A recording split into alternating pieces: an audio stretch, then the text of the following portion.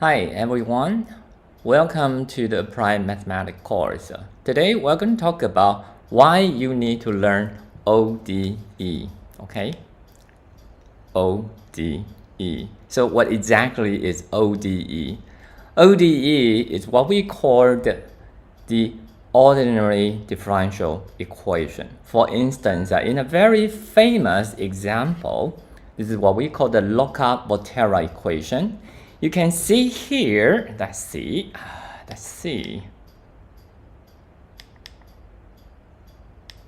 that here that in economic systems, you might have lots of little fishes and then call it N1. On the other hand, these are the so-called prey, and they are predators like shark. Then its number is then denoted by N2.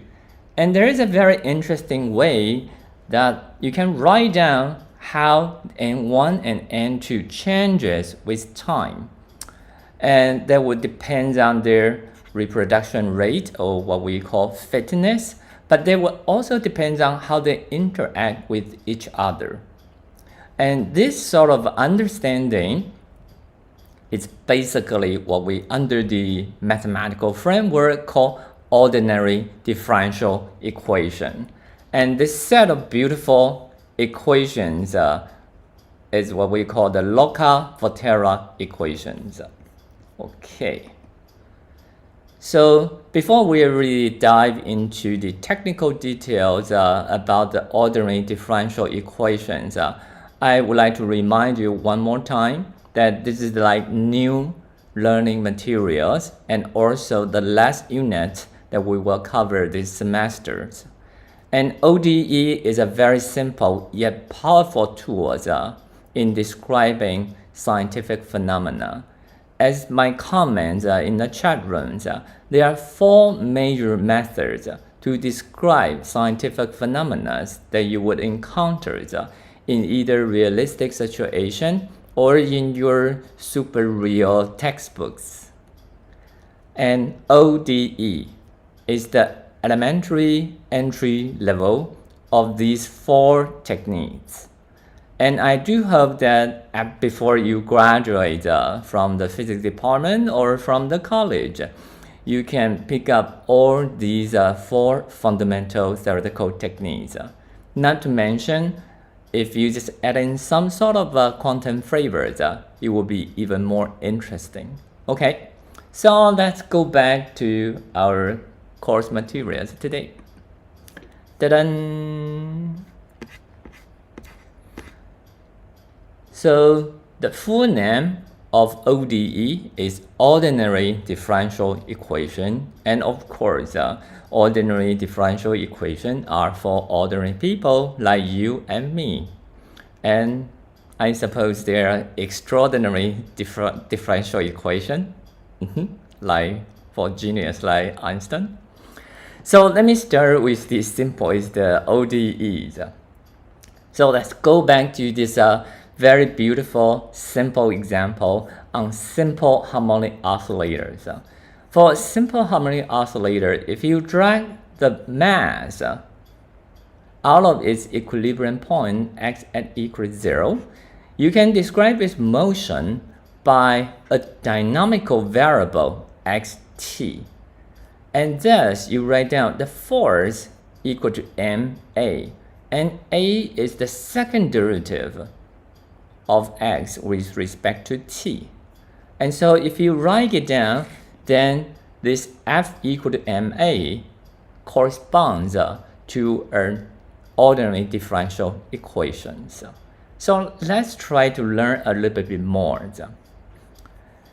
In physics, typically, I would just call that this system, for instance, that the mass itself can have different shape, there can have non-trivial interaction with the floor and everything. But suppose now you decided that all other factors are irrelevant. You only pick one degree of freedom, and this degree of freedom depends on time. And because of that, typically in physics, we call that this xt is the dynamical variable. A dynamical variable is a variable change with time. But in mathematics, we have other formal jargons which I would like to explain to you at this point. That in this particular case of SHM, this X is called dependent variable. Dependent variables depend on some independent variable. And the independent variable here is time, is t. That is, we have a position which is dependent variable, can be described at different values of the independent variable time, t. And once you got this idea, then we can go back and look at the ordinary differential equation, because the dependent variables only depends on one single independent variable, t. Okay, so we can just look for the signature of the ODEs. So typically, we'll look at the highest levels of the derivative of the dependent variable. In this case here, there is no derivative here, and this is second derivative. And so then we will call this a second order differential equation. And also, you can look at the power of this d squared x dt squared, since it's power 1. Which we often ignore, and then this is called the first degrees. So there are two important character numbers that you need to specify when you encounter an ODE. The first one is what's the order. The second one, what's the degrees. So the order is the largest, the highest derivative of the dependent variables. And once you locate where the dependent variables, where the highest derivative is, you rationalize this whole ODE without any square root, and then looking at the power of this highest derivative. And if it's just if it's just 1, that's first degree. If it's squared, then the second degree, and so on and so forth. And if you are still confused, you can just look at the opening paragraph in Riley.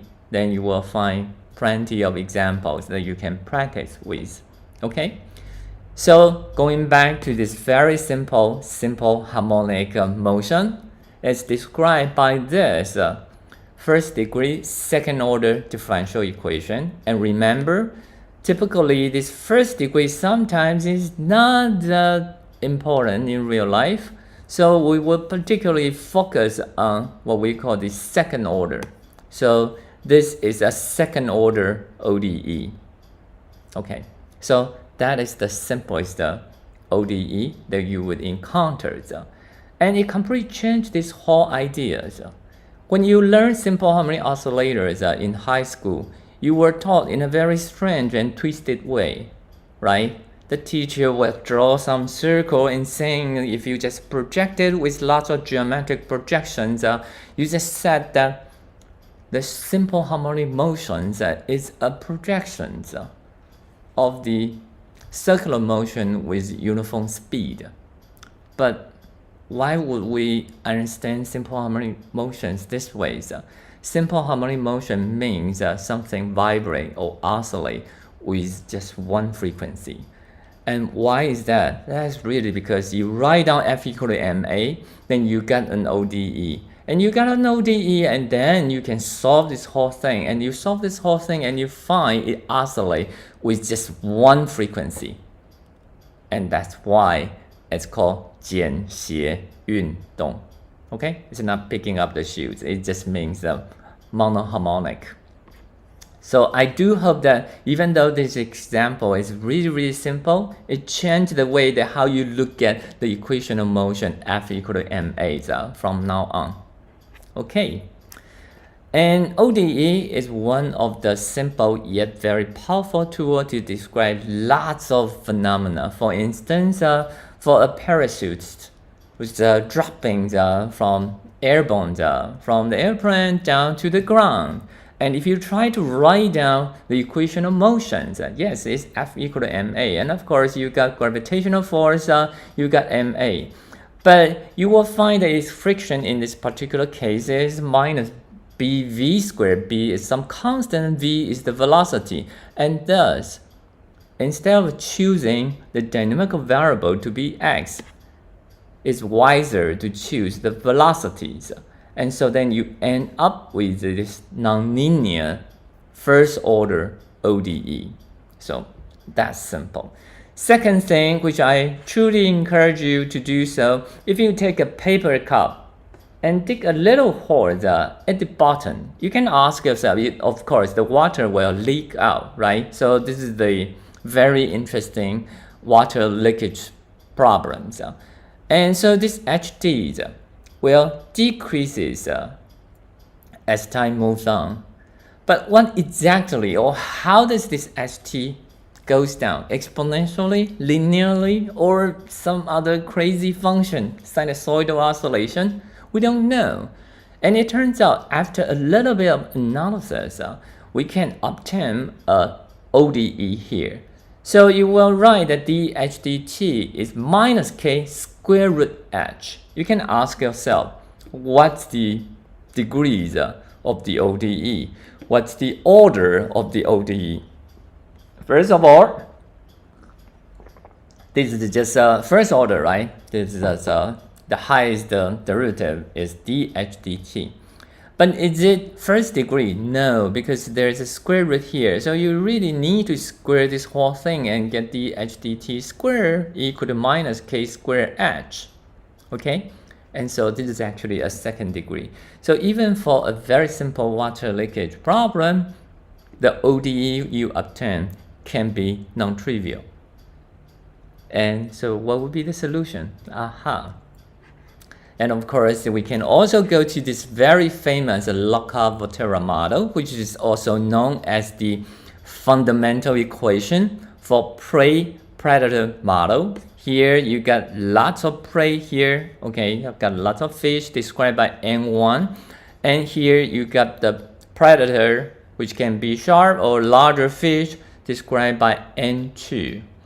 And if you really are interested in how N1 and N2 change with time, you can then decompose the evolution mechanism.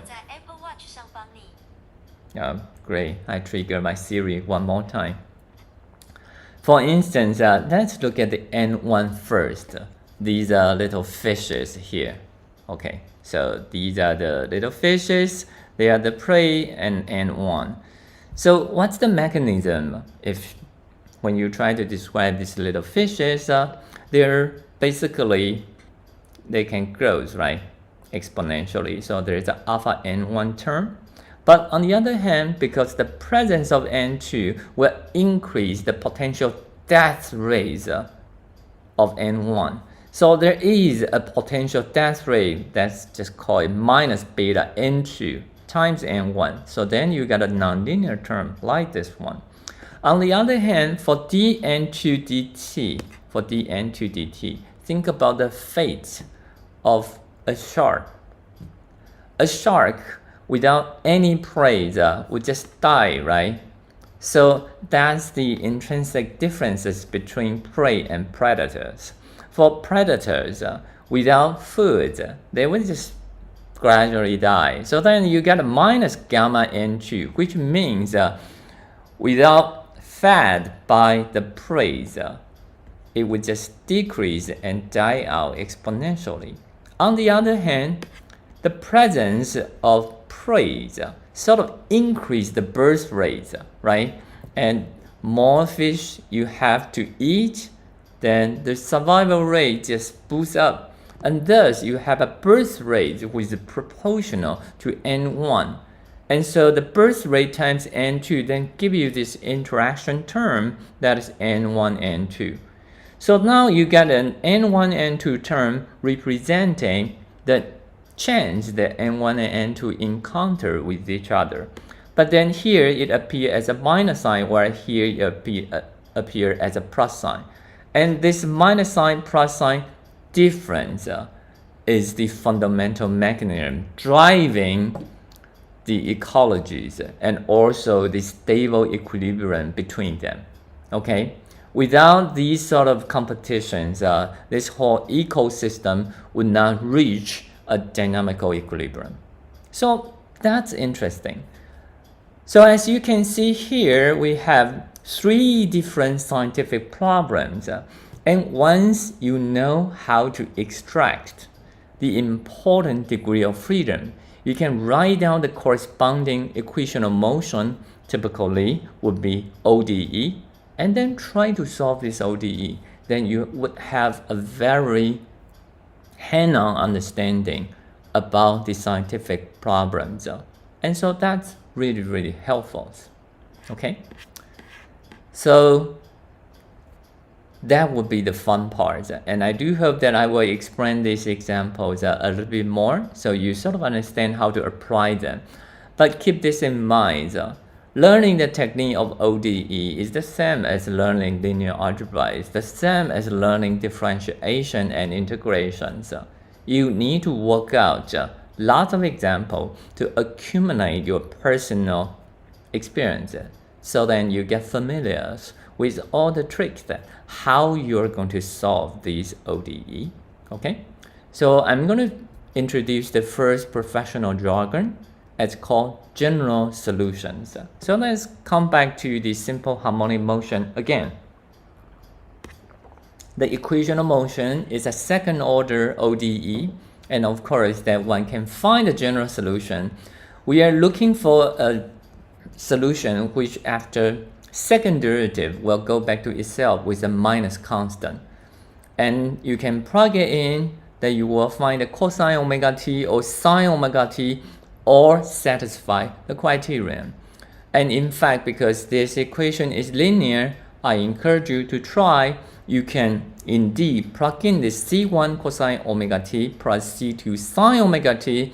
It satisfies the equation of motions despite the ignorance about the arbitrary constant C1 and C2. So what does that mean? What that means is that you do not just find one particular solution. You find a family of solutions. And this whole family is characterized by 2 constants, C1 and C2. So sometimes we'll write it down as x as a function of t on the condition of C1 and C2. So that means that the C1 and C2 here, you can treat it as parameter, as constant, while the solution is xt. Okay, so in this we find a general solution for this equation of motion.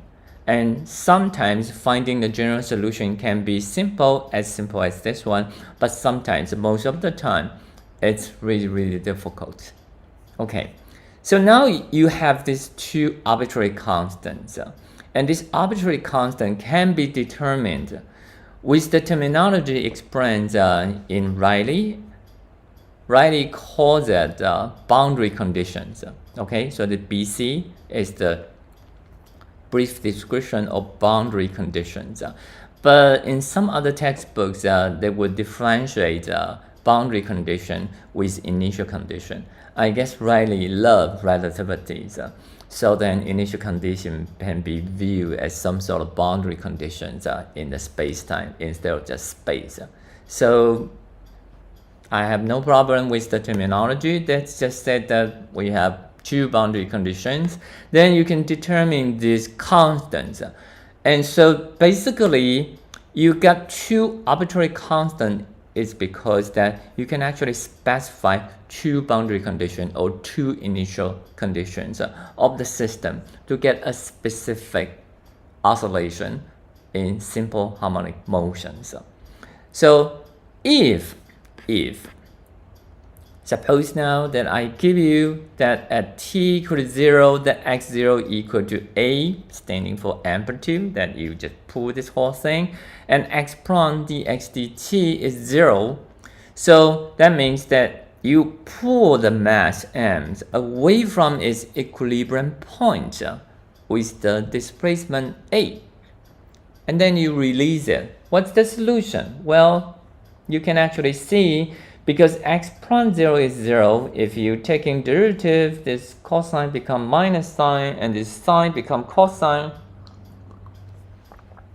So it would just means that sorry, that you don't really have the sine terms. And so you will start with the cosine term and start to oscillate. And also, since you only got cosine term, if you plug in 0, then you got A. And so then you got A cosine omega t. And in fact, once you got this, if you take a derivative cosine after derivation, after derivative give you sine, you plug it in, yes, so the initial velocity is 0. So once you give two boundary conditions or two initial conditions, all constants are determinate. And you end up with one particular solution in this general solutions. And so then we will call this a particular solution. So that's simple, right? So basically, a particular solution is when all boundary conditions are specified. So you don't have arbitrary constants in your solution anymore. Okay? What about other cases? Is that really required for simple harmonic oscillator that you need to give the initial location, the initial velocity? Not necessarily. For instance, I can here give you another example that x equal to 0, the location is 0, and x equal to tau, okay, its location is b. So what will be the solution? Well, because x equal to 0 is 0, that means you just rule out the cosine terms. So you are left with sine terms. And since you're left with sine terms, you just need to figure out the constant terms in front of sine, right? And so how do you figure it out? Well, you just plug it in. You plug in tau, it give you b. So that constant turns out to be b divided by sine omega tau. And so you can see if you plug in tau, this sine omega tau cancel with sine omega tau, you end up with b. So with this two boundary condition, that is at t1 location at x1, at t2 location at x2, you can then determine basically the xt's. So there is no unknown constant anymore because here the b is known, the tau is known, right? So everything is known. And this is also a particular solution, which can be derived from the general solutions. So I do hope that once you get ODE, so this is not that different when you are dealing with integral, right? When you try to integrate some functions, they are definite integral. We specify the lower limit and upper limit, so then you get a number out. But on the other hand, they are also indefinite integral where you don't really know the lower bound and the upper bound. And so then you get something with some constant, right? Arbitrary constant. And so here, this is really similar, okay? It's just more complicated. That given an ODE, typically you will find general solution which depends on several constants. And given boundary condition will then specify this constant and give you particular solution. Okay. So by now you might notice a very interesting thing. This is a second order differential equation. You end up with two constants. Okay? So if you have observed this, good. You have really sharp brains. And can we generalize this to nth order ODE? The answer is we can. The proof is tedious and complex. But in general, or in physics terms, this is actually not that difficult. Suppose now, instead of giving the general boundary condition, I always give you initial conditions. And if you have nth order ODEs, then you need the initial value, first derivative, second derivative, to the n minus 1 order derivative. In this particular case, because we have a second order differential equations. So if we want to generate the next step, we need to know the initial position. We need to know the initial velocity, right? So then you can generate using the knowledge of acceleration, you can generate the next velocity and the next position. And then you can just iterate the process to obtain the trajectories. So then you know you need two initial conditions for second order ODE. And so then this can be generalized that you need n boundary conditions for nth orders ODE. Okay, so that's Q. And you might think that that is the end of the story. Well, no. ODE in the textbook might be easy, but in real life, it can be really complicated. Be careful. And so we have one spectacular solution is what we call singular solution. So what exactly does that mean? Some ODE, not all, some ODE with degrees larger than 1 would then have singular solution. So what exactly is singular solution? Singular solution is, first of all, it does not have arbitrary constant. So why can it be a particular solution? No, well, because it cannot be formed from the general solution. That is, previously, if you digest the concept of general solution and particular solution, then you know general solution is like a family of solutions. And you pick a particular one from the family and then you call it particular solution.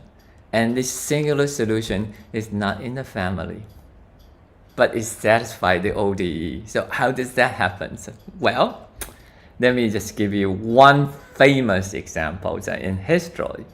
Okay, it's called Clairaut. I'm sure that I pronounced this wrong because this is a French name. But in any case, let's just use English. So it's Clairaut's equation. So Clairaut's equation has the following form.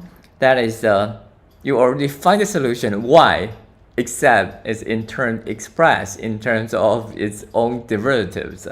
It's x times y prime. So x is the independent variable, y prime is the first derivative, plus fy prime, and this is a function of y prime. So from here you know the order of the ODE, right? Because everything is written with the highest first order derivative. So you know this is just a first order ODE. But it can have degree larger than 1, depends on the function f here, right? So let's say that if I just choose a similarly innocent functional form, that is fy prime equal to y prime squared, a quadratic form. So then you end up with y equal to x y prime. Okay, that's the backbone of Clairaut's equation plus y prime squared. Wow. So here you see that this is a first order ODE, but then it's second degree. So non-trivial thing can start to roll out. Let's see how it goes. It turns out that you can actually plot the general solution, which is just a family of straight lines, but the equation hosts a highly non-trivial singular solutions. So let's see how you go with this one. Let's try to find the general solution first. The general solution actually consists of a family of straight lines. It's cx plus c squared. Later on, I will show you how you can actually solve this sort of equation. But here, the only thing you need to know is to verify whether it satisfies the ODE that we described. So here, let's take a first derivative. This constant term goes to 0, so y prime is c. So the right-hand side, xy prime plus y prime squared is nothing but x times c plus c squared. And the left-hand side is just y, so I just write down y. And by comparison, the right-hand side and left-hand side are the same. So these are the general solution of the Clairaut's equation with quadratic form. Okay, and it makes sense. Think about this. This is first order ODE. And since first order ODE, it will just have one arbitrary constant, c. That's nice. So then you might just plot it and then you will find all these interesting straight lines here. And you might think, aha, that's it. I have find every single solution satisfying the Bernoulli equation. Is that so? Is that so? Well, it turns out whenever you have nonlinearities in ODE, you gotta be really, really careful. So the equation actually hosts another singular solution. It's a parabola. So you can see here, it's basically a tangent envelope of all general solutions. So it takes this form. I just write it down for you that this ys is minus 1/4 x squared. So is that really correct? Well, let's check. Taking a partial derivative, so this ys prime is minus 1/2 x, right? So what about the right hand side? The right hand side, you multiply this by x, so that's minus 1/2 x squared, y prime squared, that is 1/4 x squared. This is a very simple algebra. You end up with a minus 1/4 x squared. What about the left hand side? The left hand side, you just copy it down. That's the special solution that we got at the very beginning. That's minus 1/4 x squared. Compare the right hand side and the left hand side, then you find they equals to each other. So that's great. That just means that you find a very, very special solutions to the ODE. And because this very special solution does not belong to the family of the general solution, and this is probably really, really trivial, right? Because the general solution are straight lines, and you find a curved parabola. So it's not going to belong to any straight line, no matter how you try to find the correct C's. And so this is what we call the singular solutions. And finding singular solution is always pain in the ass. Okay, even for professional mathematicians, it's very easy to miss out some singular solutions in highly nonlinear ODE. So I showed you here, not trying to guide you through or provide hints that how you can find singular solution. I'm just telling you that even though ODE looks simple, powerful, but it can be deep from time to time. Okay. Oakley dokley. So that basically ended the technical part of the ODE that I tried to share with you. And so let's move on to the next steps. That is, how can we set up ODE for realistic questions? Okay. And here is really just my personal, experience or personal capability. Yeah. So the comment is completely personal. I think solving ODE is one thing that I think is actually much easier, okay? But then setting it up for a complex system is another. If you are a novice, which means that you don't really have too much experience, setting up the ODE can be a true challenge. So to some extent, if I give you a very complicated scientific problem, how are you going to first identify the relevant degree of freedoms and then try to use all the physics law that you learned and write down the correct or appropriate ODE for these relevant dynamical variables? I find that interesting, and I also find that challenging.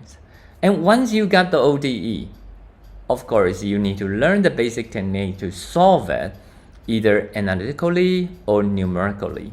But I actually find that part easier. Easier in the sense is that it's less confusing.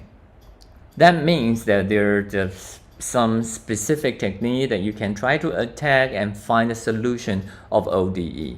And these techniques can be very specialized or it can be slightly challenging, okay? But I think the true challenge is how you can translate a realistic physics situations into a mathematical ODE. That is the true challenge. And to convince you, let me start with one of the simplest Malthus law describing how the population grows. And you can actually find this in Google Books, okay?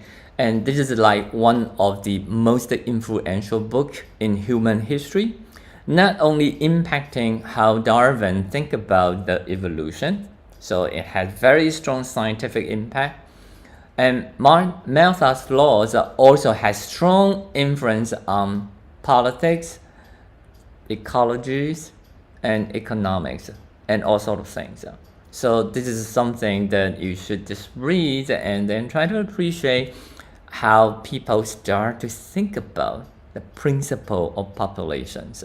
And now, of course, that the mathematical form has been known, so the solution might sound trivial to use. So let's say that we try to understand the population dynamics. So the situation is that we can use a different generation, like the first generation, the second generation, the third generation, and this is already a very non-trivial approximation, right? Because the generation is not actually well defined in human society. So suppose now I just define Pn as the population of the nth generations. And then I try to understand, given the knowledge, given the prior knowledge of Pn, can I derive the population of the n plus 1th generation? Well, so first of all, the next generation, the population of the next generation is the population of this generation plus, okay, there's some increase due to the birth rate. So the birth rate times the time durations between two different generations, let's call it delta t times Pn, right? And then subtract the death rate. So that's d times delta t times Pn. So these are the deduction and these are the increase, the bonus. And so you add these together, that's the change of the population. And once you get this very simple master equations, you can arrange them and take the continuous limit that letting the durations between different generations to be infinitesimal. Okay, so then I calculate the delta p divided by delta t. So this delta p is the difference of populations between adjacent generation. So that's Pn plus 1 minus Pn, okay, divided by delta t. And Pn plus 1 minus Pn, you just move this up, divided by delta t, so you cancel this up. So you basically just end up with b minus d times Pn. And of course, this delta p, delta t in continuous limit just approach dp dt. So we end up with this very simple yet powerful ODE. That's dp dt equal to k times p. And it's k, the constant here, is birth rate minus death rate. And in ecology, this particular number is called fitness. Okay? And so then basically now you have how the population grows. If k is greater than 0, the solution here is going to give you an exponential increase. If k is negative, which means birth rate is smaller than death rate, then the population will exhibit exponential decrease. Okay, so depending on the case, the solution would be drastically different. Only in a very particular case when k is 0, that is the birth rate minus death rate equals 0.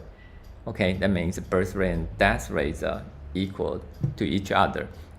That's a really, really special case, and that's neutral, then the population will stay there. But it's an unstable equilibrium. So even with this one can actually analyze its phase diagram, its dynamics, and lots of interesting things. And because the solution is not completely reasonable, and that's why it brings up the competition between different species, and also how Darwin think about the selections coming out of this Matthew's law, basically the exponential growth. Because this exponential growth, although in some short term is constantly observed in nature, but it is not really there, right? On a global scale, either in spatial range or in time durations. So there got to be some other reason and some other complication of this. So all I want to say is that once you ask a good question, that is, what is the fundamental principle of populations, you can then write down some relations, taking appropriate approximations, then you end up with an ODE. And because ODE will have specific and concrete solutions, you can then interpret these solutions to see whether they are reasonable or not. And this is really how the scientific development is so powerful. Okay, so that is the first example. Okay, technically this should be relatively simple. Let's then explain the water leakage problem that I mentioned previously. Oh, by the way, if you have any questions, you can just leave the message in the chat rooms. I will try to find break in the YouTube live to answer your questions. Okay. And so what about the water leakage? So I will sit there and drink my tea, let you digest Malthus laws a little bit more, so then hopefully there will be some interesting question coming out. Let me see whether I'm just talking to air. So, oh, there are some people here. Oh, good, excellent.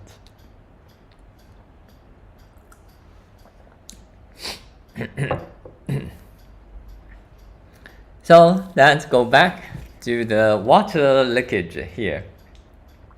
So the water leakage is basically you take a paper cup and then you drill holes there, and water will gradually leak out.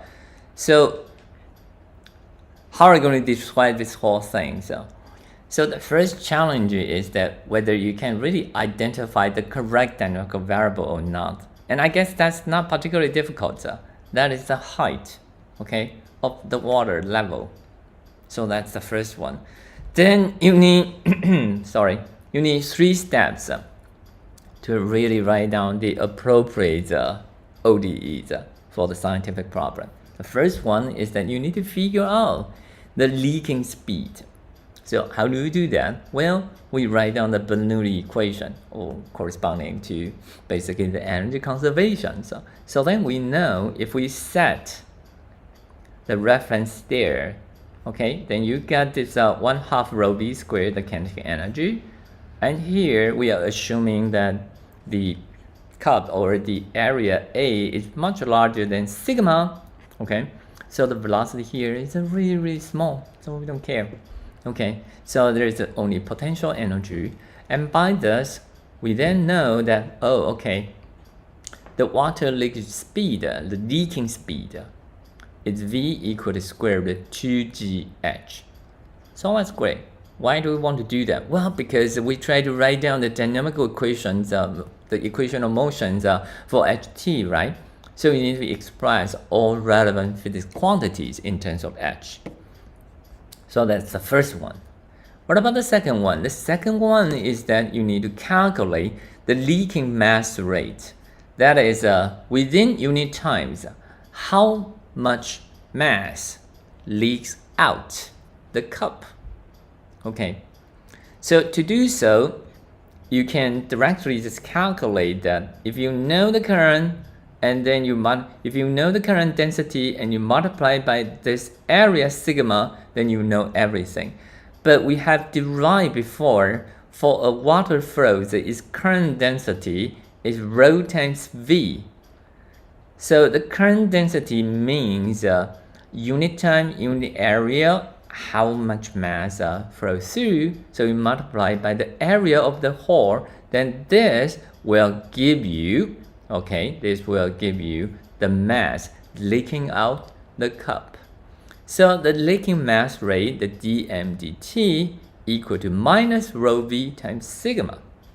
This is also simple. And try to remember that this dm dt, of course, is important, right? This is how water leaks out the cup.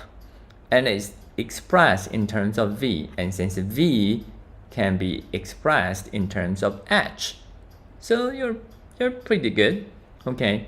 The final one, that's the mass conservation. That is the mass remaining in the cup, adding up the leaking out mass should be a constant. So how do we do that? Basically, we ask ourselves that how much mass is leaking out from the cup. And that's relatively simple. That's rho times how the volume changes. And the area doesn't change. Well, okay, in the real cup, the A changes, but that's complicated. That's just make a cylindrical cup. Okay, we're physicists.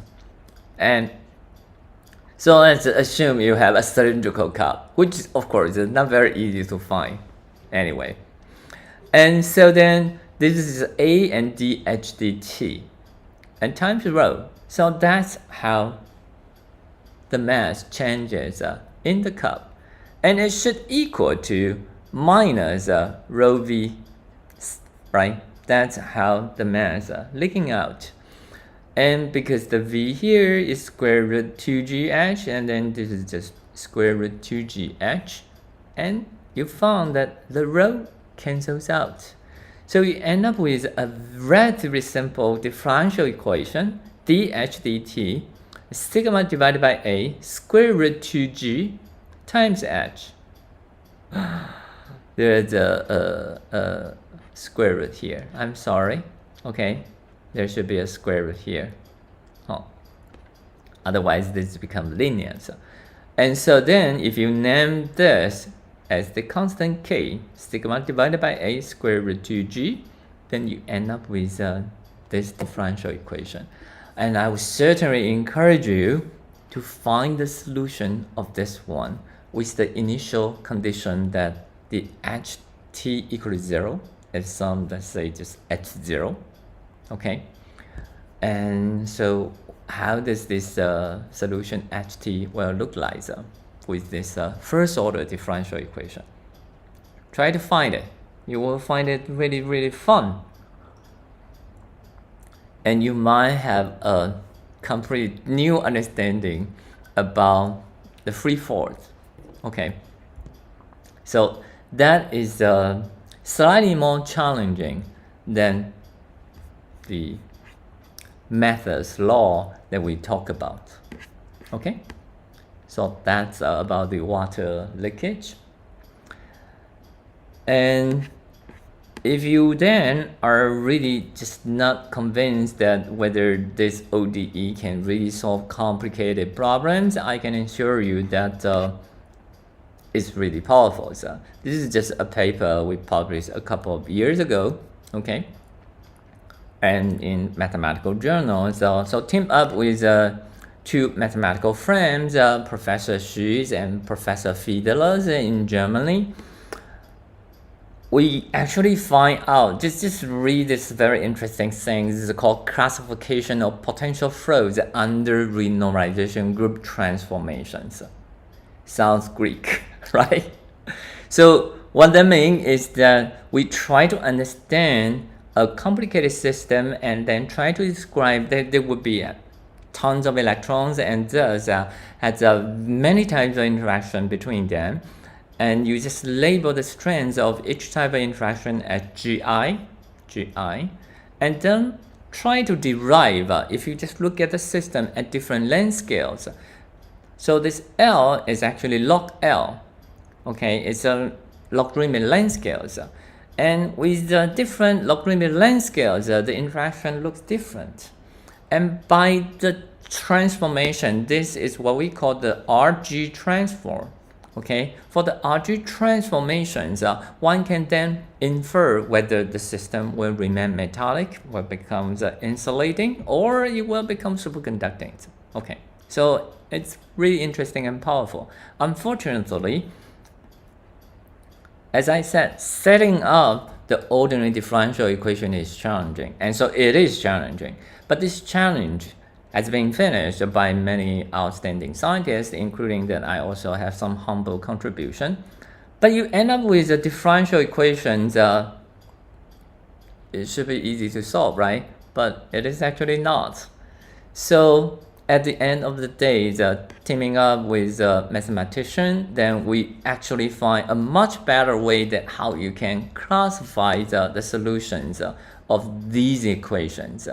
And this classification of different highly non-trivial solutions will then show us the structures of the phase diagram of how a complicated, strongly interacting system will become superconducting or remaining metallic or become insulating. So lots of interesting phases with realistic physics implications can be read out when you know how to classify the solution of this nonlinear differential equation. Okay, so ODEs, even though I said that most of the time it's not that difficult to solve it, okay, but it can be difficult, and challenging in the case here. And so, yes, finally, I will show you one cute stuff that is, even though that we will spend quite some time showing you how you can solve this ODEs analytically, like separate them, finding the integral factors, and all sort of things. But nowadays, you're not Flintstones living in Stone Age, okay? So please do not forget we have powerful computing capacities in modern era, and thus solving ODE numerically is also a very powerful tool that you can actually find a solution. And so I'm not saying that you should give up the analytic solutions. No, I'm just saying that you shouldn't really just be seduced by the beauty of analytic solution and forget about the powerful numerical approach to solve ODE. So here, let me just show you how you can actually implement the numerical approach in solving a very well-known ODE. Suppose now let's consider the planet motions in 3-dimensional. Okay, make it simple in 2 dimensions. So then you get this MA, right? This is the second derivative. But try to remember that this R here now is a 2-dimensional vector, x, y. And the gravitational force take this form, this minus gmm divided by r squared and times r hat. And this can be challenging if you try to find analytic solutions. But I'm just going to show you, in fact, you can have lots of fun if you know how to write a simple programs to solve this ODEs. The first idea is that you discretizing the time step. Okay, once you discretizing the time step, the next location and the next velocity by definition can be expressed this way. That is Rn plus 1 is the previous position Rn plus the velocity times delta t. Make reasonable sense. And the next step velocity is the previous velocity plus accelerations times delta t. Okay, if you take delta t goes to 0, then these two relations become exact. And so here the only thing you need to know to drive from Rn Vn to Rn plus 1 Vn plus 1 is An. And that's why Newton cooked up this genius invention, right? Because this An is nothing but F divided by m. And this force here is this. So computing that, that's minus gm divided by in squared Rn hat. This might sound really complicated for analytic manipulation, but for a computer, it doesn't care. It's just some vector. Complicated, you don't care, right? It's your computer computing, handling the math, not you. So this Rn squared and Rn hat. So in fact, you find a very relatively simple expression for the acceleration. The acceleration only depends on its locations. So once you know the location, right, you can drive the next one. So the logic is the following. We can actually obtain the trajectory numerically following the logic here. Given the initial R0, V0, you can compute the initial acceleration. And then with this set of relationship, you can calculate R1 and V1. And with R1 and V1, you can calculate A1. And with A1, then you can calculate R2, V2. And then with R2, V2, you can calculate A2 and so on and so forth. And then you just iterate this dot, dot, dot, dot, dot, and then you will get the trajectories. That's really, really simple, right? So if then later on, I will really just demo this for you. And if you just write this, so instead of really sitting down using the polar coordinates, separate the variables and use r and theta and then showing the solutions, there's also very simple way that you can write 1, 2, 3, 4, 5. This is just a 5. This is actually just for, okay, that's fair enough. This, with 5 lines of programs, you can actually just find the orbits with appropriate initial condition. So here I'm showing initial condition which give you a circular orbit. So let's see how it goes. Okay.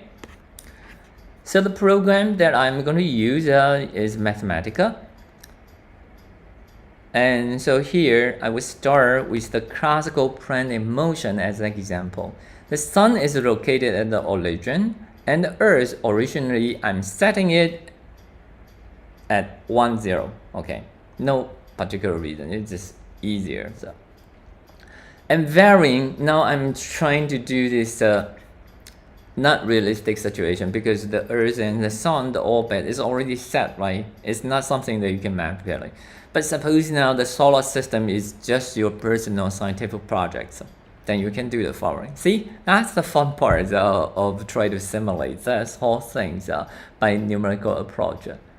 So then I can change the inertial velocities. And if you didn't have any inertial velocity, of course you just fall directly into the sun. I hope you understand that, okay? But then with small ones, you might think the Earth would be bounded, and with large enough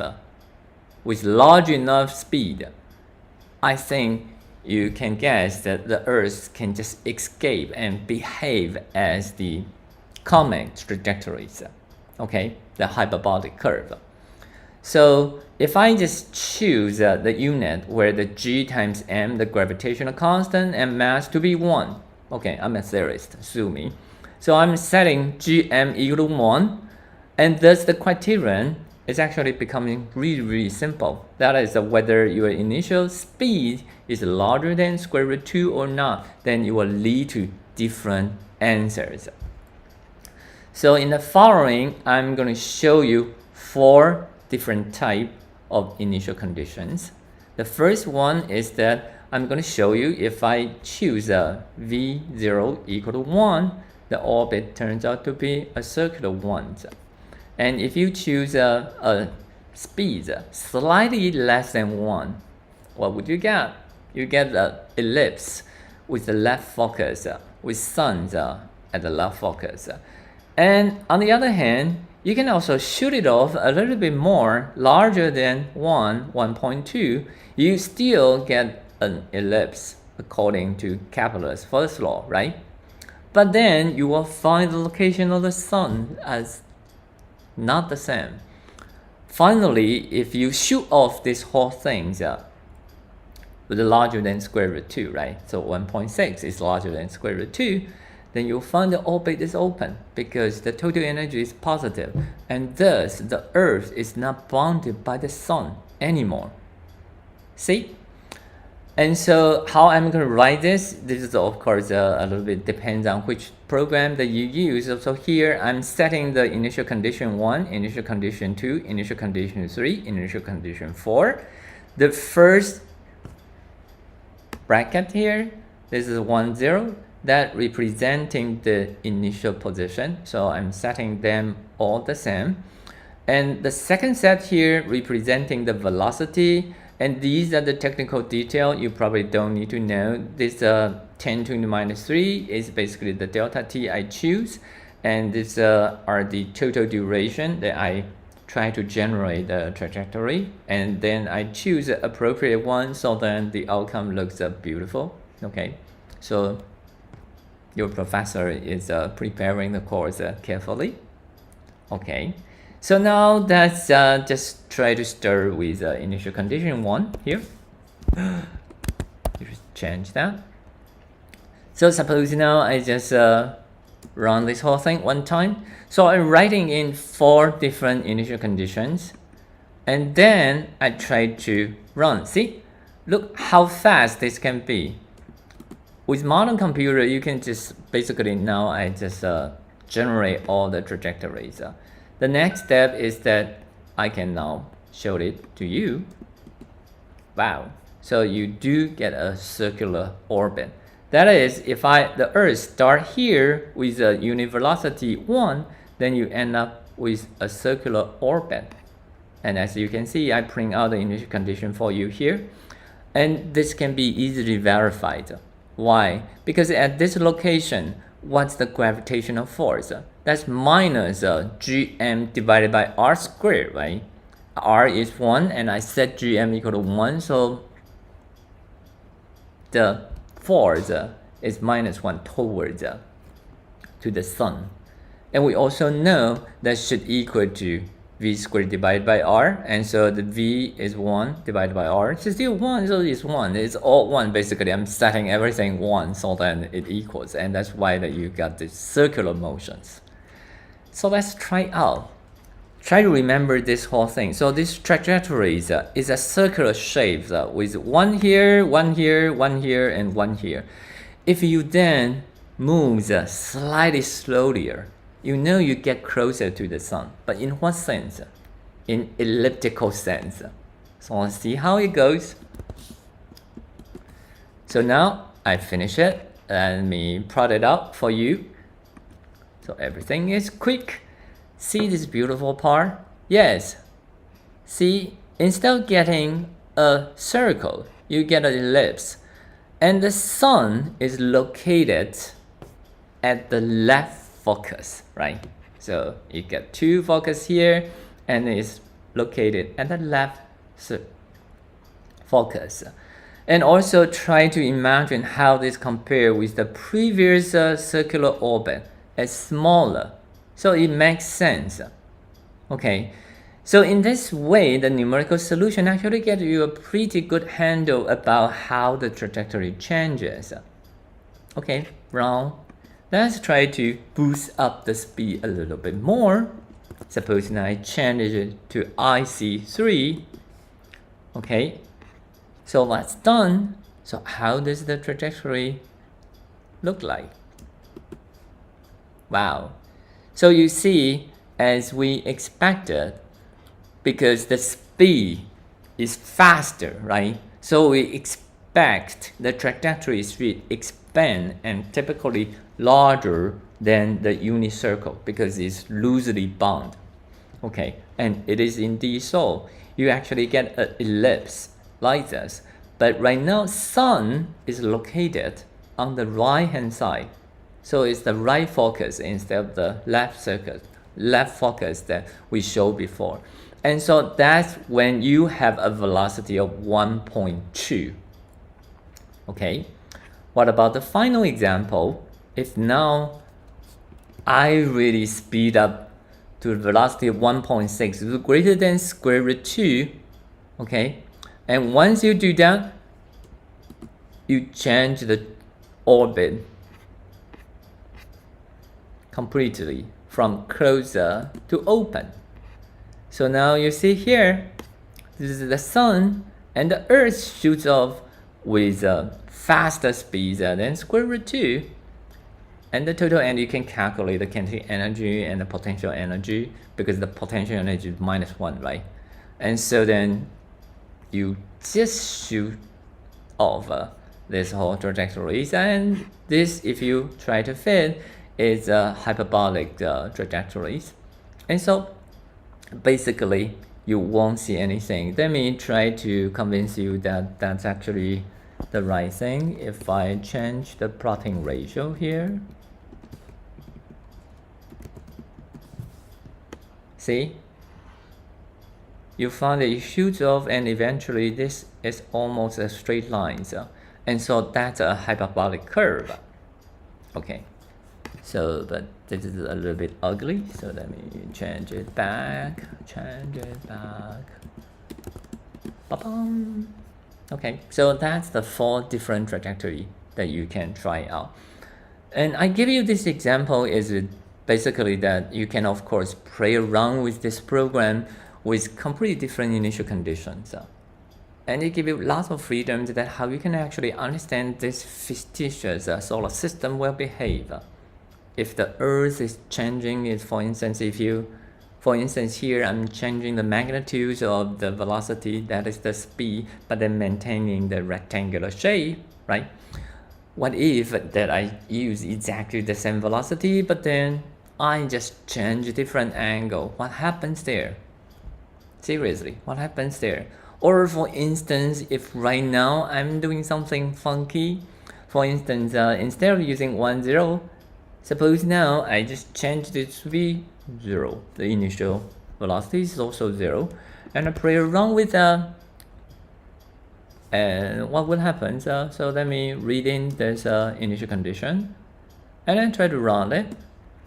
What would happen? Suppose now you have a particle here with initial velocity 0. And let's see how it goes. Okay. Hopefully it won't crash this whole thing. See?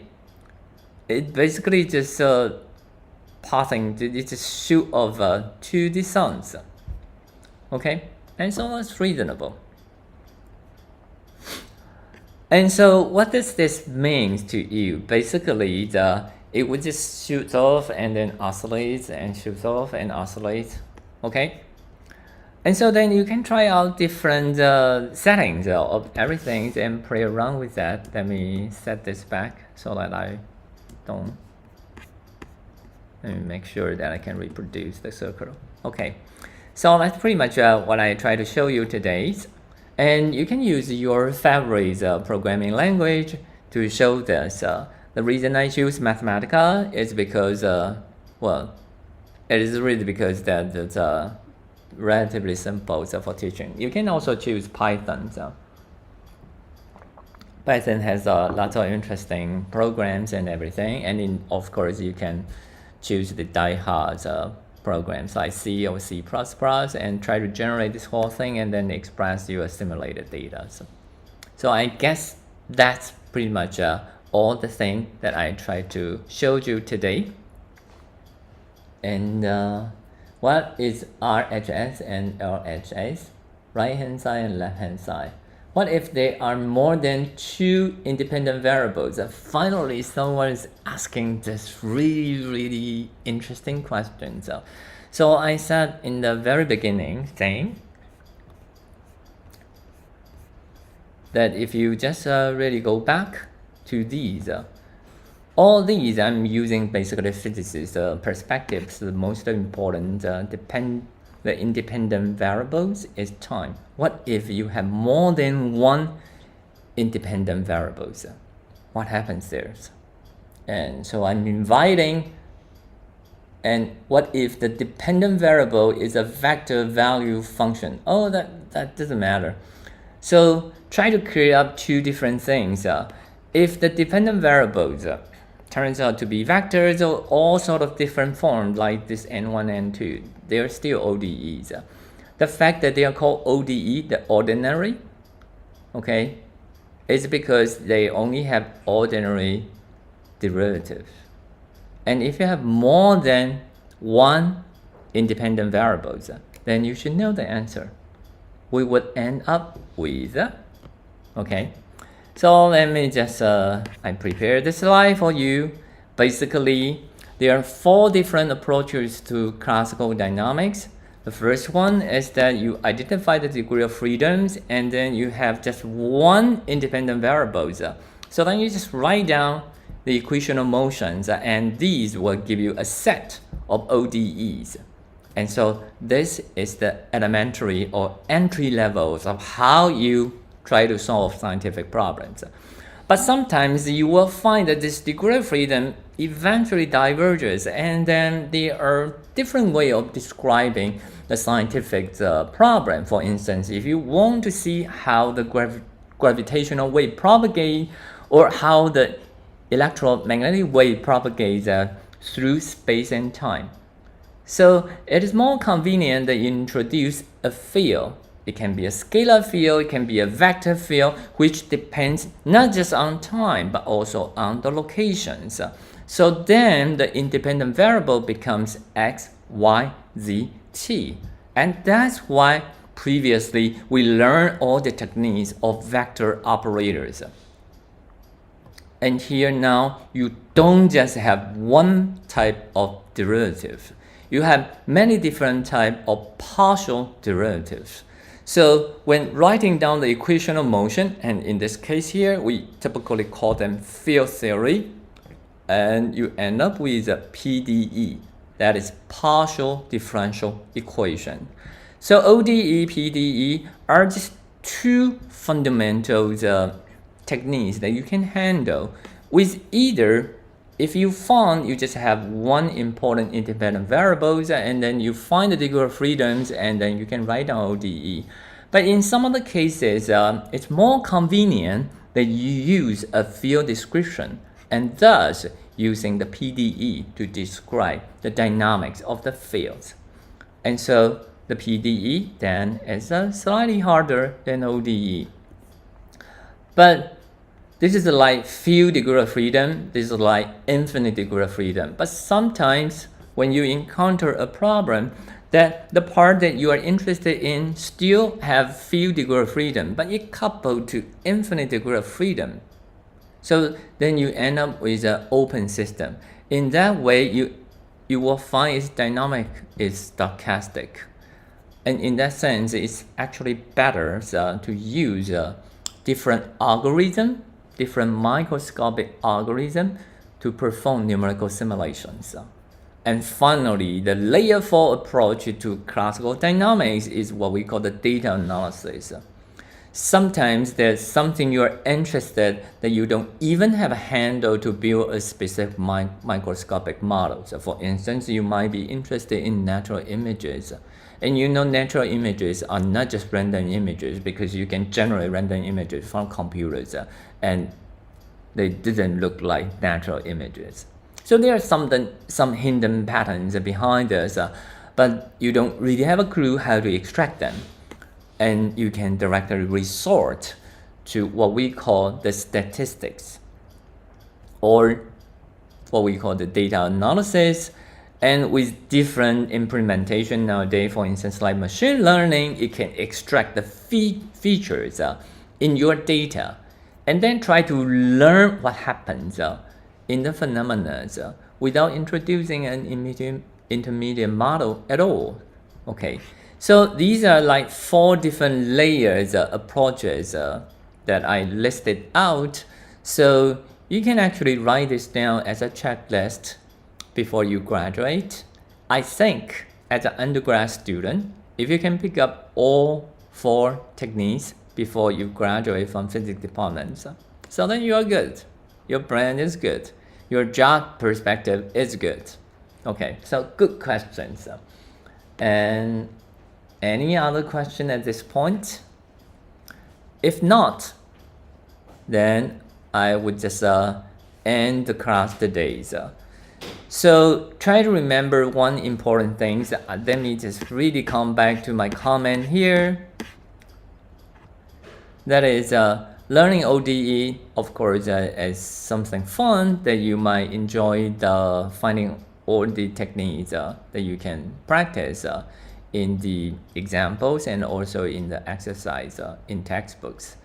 But also try to at least find out realistic problems which can come from your personal inquiries, or you can look up the internet and to see how ODE can be implemented for realistic scientific questions. You will find that even more interesting. Okay, so I guess that would be all I would like to say. Bye.